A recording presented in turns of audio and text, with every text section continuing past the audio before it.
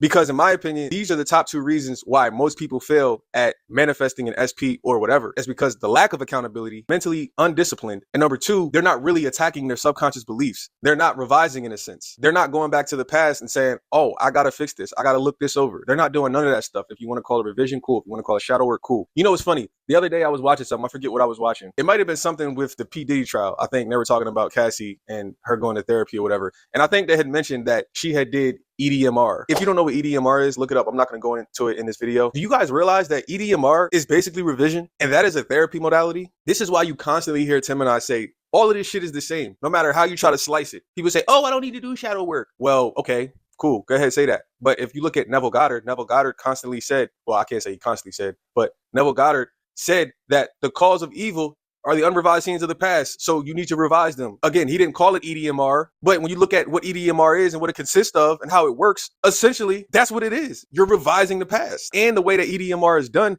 is it types into the subconscious aspect like a Joe Dispenza would talk about constantly at his resorts and seminars. So that completely debunks all of you out there saying, I don't need therapy. Therapy's not LOA. Neville Goddard said, I don't need to do shadow work. Psst, you, come here.